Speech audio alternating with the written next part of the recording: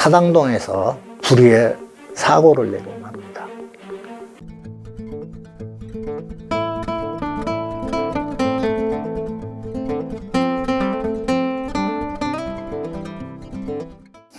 여러분 안녕. 지난 시간에는 이제 나의 이야기를 잠깐 끊고 우리 황장수 소장님이 의인의 길을 가고 있다. 그래서 나는 황장수 소장님을 의인으로 본다라는 얘기를 해드렸죠. 이제 지금은 지난 내 이야기에 이어서 영업용 택시를 하는 일에 대해서 이제 말씀드리겠습니다. 그때 이제 영업용 택시를 시작을 할 때 내 큰아들은 대학에 입학을 했죠. 입학을 했는데 참 생활이 어려운 사람이 자식을 대학을 보낸다는 것도 상당히 힘이 들어요. 그렇기 때문에 우리 집 식구도 계속 공장 생활을 하면서 이제 부부간에 그래도 한 푼이라도 벌어서 자식들 가르치는데 도움이 되기 위해서 노력을 하게 되죠. 이제 영업용 택시를 계속 하면서 이제 그때 당시 뭐 지금은 어땠는지 모르겠지만은 24시간을 택시 운전을 하고 24시간을 쉬고 그래요. 그런데 내 기억으로는 그 24시간을 일을 하고 회사에다가 벌은 돈을 입금시키는 액이 한 6만 원인가 그런 것 같아요. 6만 원 정도 된 것 같아요. 그러는데 그 산업금을 채우고 남는 것은 이제 또 자기 이제 수입이 됩니다. 그렇기 때문에 그 영업용 택시 하는 사람들이 한 푼이라도 부수입을 하기 위해서 굉장히 열심히 이제 하게 되죠. 그런데 이제 나도 그렇게 하면서 부수입이 하루 산업금을 채우고 뭐 1,000원, 1,500원 이렇게 이제 남는 돈, 이 돈을 가지고 와서 이제 아들 학교 차비 또는 이제 그 밥도 사 먹어야 되고 그런 돈을 이제 대주게 됩니다. 자, 그렇게 하다 보니까 이제 또 세월이 흘러서 둘째 아들이 이제 또 대학 시험을 칠 때가 됐어요. 그때가 이제 84년도 로 생각이 되는데, 그래서 이제 우리 둘째 아들은 집도 형편이 어렵고 하니까 굳이 대학을 가야겠다라는 그런 생각을 안 한 것 같아요. 그래서 자꾸 대학을 가는 것을 본인 스스로 꺼려 해도 나는 그래도 시험을 쳐라, 시험을 봐라. 그렇게 해서 결과적으로 이제 대학 시험을 봤어요. 시험을 보고 이제 발표하는 날 우리 아들이 나는 떨어졌을 것 같으니까 가서 볼 필요도 없습니다 그러더라고. 그래서 내가 이제 영업용 택시 하는 사람이라 그때 당시 이제 큰아들이 건국대학교 다닐 때라 둘째 아들도 건국대학교에 입시를 했죠. 그래서 이제 건국대학교 이제 쫓아가서 이제 게시판에 합격자가 붙여놓은 것을 봤더니 우리 둘째 아들도 합격이 된 거야. 그래서 우리 둘째 아들은 아예 저는 붙지 못했을 거니까 확인도 안 하겠다 한 것을 그래도 아버지로서 확인을 안 할 수가 없어서 가서 봤더니 합격이 된 거예요. 얼마나 기쁜지 모르겠어요. 자, 그렇게 해서 둘째 아들까지 이제 대학을 보내서 이 가난한 집에서 아들 둘이 대학을 가고 또 나머지 애들은 이제 중학교 가고 고등학교 가고 이렇게 하니 허리가 휘어질 정도지. 그러니까 죽어라 하고 이제 버는 거야. 벌면서 이제 또 이상스럽게 NGO 활동을 하게 돼요. 영업용 택시를 하면서도 그때 당시 국제성공연합이라는 그 조직에 이제 머물렀고 공산주의를 극복하는 국민적 운동에 이제 참여하면서 영업용 택시도 열심히 하게 되죠.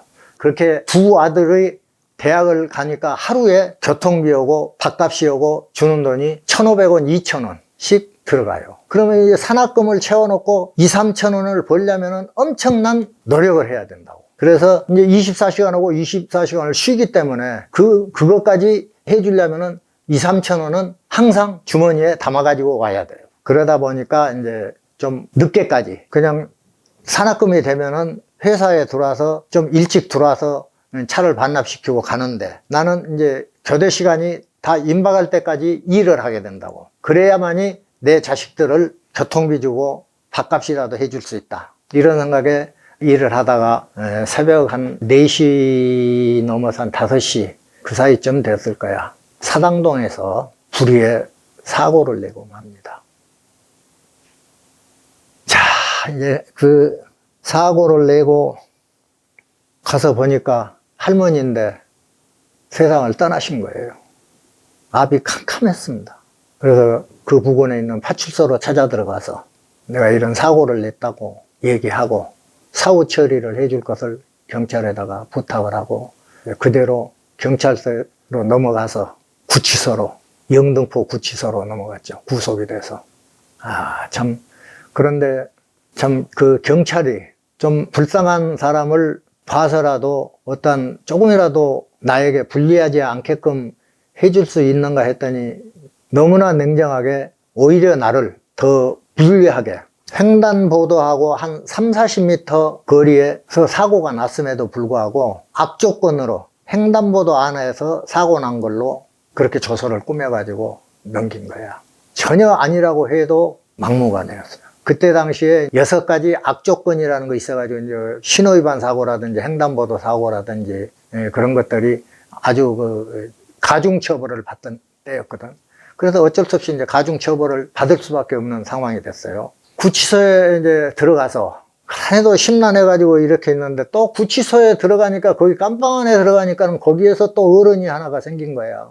아니 무슨 뭐 강도 살인한 것도 아니고 이것은 업무상 과실, 교통사고 나서 들어가 있는데 우리 들어가 있는 방에는 전부 그 교통사고를 내고 이제 들어온 사람들이 주로 있었는데 그때 당시 84년도에 학생 데모가 엄청 많았을 때야. 그러니까 구치소 가가지고 빡빡이 차 있어요. 막 그냥 날만 새면 학생들이 구치소 안에서 막 구호 외치고 막 그러는 소리가 귀에 들려오고. 그러니까 구치소 방이 부족하니까 좁은 방에다 여러 사람을 들이놓으니까 이제 사람들이 굉장히 짜증이 나고 그때가 이제 늦여름인데 안에는 덥고 그러다 보니까 이제 거기에서 다툼도 나오게 되고 또 나는 이제 처음 들어간 사람이 되니까 화장실 문 앞에다가 나보고 자라고 하더라고. 냄새나는 화장실 문 앞에서 나는 자야 되고 굳이 그렇게 안 하고도 조금 잘 해서 자면은 그 냄새를 피해가면서 잘 수 있는데 그 깜빵장이라고 하는 사람이 화장실 앞에다만 재우는 거야. 그리고 그 안에 청소 뭐 잡일은 다 시키는 거야. 그게 짜증이 나지. 그래서 거기서 싸움이 났어요. 또 이제 소위 말하자면 감방장이라고 감방 안에 이제 제일 먼저 들어왔다고 이제 왕이라고 하는 사람이 너무 심하게 하니까 나하고 싸움이 났어요. 싸움이 났는데 또 왕년에 나도 그래 한가락 하던 사람이었는데 내가 질 수가 없는 거지. 그 한 방 날린 것이 안면이 터져버린 거야. 그냥 눈썹 위에가 한 5cm가 찢어져 버려서 한 방 때려버렸더니 난리가 난 거지. 이제 막 피가 쏟아지니까 난리가 난 거지. 이제 구치소니. 그러나 뭐 그 안에서 싸움이 일어난 것은 그 안에서 그냥 끝나더라고. 결과적으로. 자, 이제 재판을 받았어요. 재판을 받았는데 횡단보도 사고 그런 악조건이 끼어놓으니까 금고 10개월을 때리더라고. 대부분 이제 업무상 과실치사는 그때 당시 한 6개월 구치소 생활하면 나왔어요. 그러는데 10개월을 때리는 거야. 그러니까 잘못은 내가 했지만 너무 악조건에다 몰아세워가지고 징역을 한 4개월씩이나 더 많이 살게 하는 그것이 좀 억울하더라고. 그래서 자, 이걸 내가 빠져나가려면 법을 알아야겠구나. 그래서 이제 집에서 이제 면회 오면 식구들이 매일 이제 면회로 오니까 가서 법전을 한 권 좀 사서 넣어달라. 내가 공부를 해서 이것을 조금이라도 덜 살고 나가야겠다. 그래서 법전을 가지고 구치소 안에서 형사소송법, 형법, 민사소송법 이런 걸 이제 공부했지. 할 일 없으니까 그냥. 그래서 법률 지식이 거기에서 상당히 많이 쌓였어요. 그래서 이제 항소 항소를 해야 돼, 이제. 항소를 해야 되는데, 항소 이유서를 쓰려고 하니까, 그 깜빵장이 하는 얘기가, 항소 이유서 써봐야 오히려 더 손해날 수가 있다. 그러니, 구치소 안에서 할 수 있는 것이 특사로 나가는 거.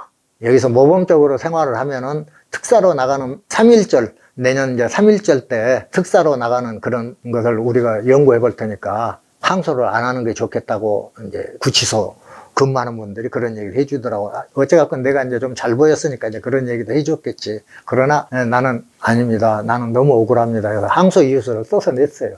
항소 이유서를 써서 냈더니 나중에 재판부에서 항소 이유서에 이유가 있다 해서 2개월을 깎아주는 거야. 그러니까 10개월에서 8개월로 깎아주는 거야. 그렇게 되다 보니까 이제 그때 당시에 그 재판이 굉장히 길었어요. 왜 그러냐면은 아까 얘기했다시피 데모하는 사람들 너무 많이 와가지고 재판 한번 받으려면 막 몇 개월씩 갔어. 그런데 딱 8개월로 이제 받고 나니까 며칠 있으면 8개월이 되는 거야. 그래서 재판 끝나자마자 며칠 있다가 출소를 하게 됩니다. 그간에 출소하기 전에 도저히 두 아들이 한꺼번에 대학을 가기가 어려우니까 둘째 아들이 휴학을 하고 군회를 갔어요. 둘째 아들은 휴학을 하고 출소해서, 물론 이제 그 안에 있을 때 다 알았지만은 참 출소해서 와서 보니까 아들 하나는 없으니까 너무 그것도 참 쓸쓸할 수가 없더라고. 이제 그래서 이제 출소에 나와서 군에 간 아들이 보고 싶기 때문에 이제 아들 면회 가려고 하는 그런 이제 생각을 갖게 됩니다. 오늘은 이 정도로 하고 다음 때는 이제 또 둘째 아들 면회 가서 있었던 일, 이런 것도 좀 얘기를 하겠습니다. 여러분 안녕. 다음에 봐요.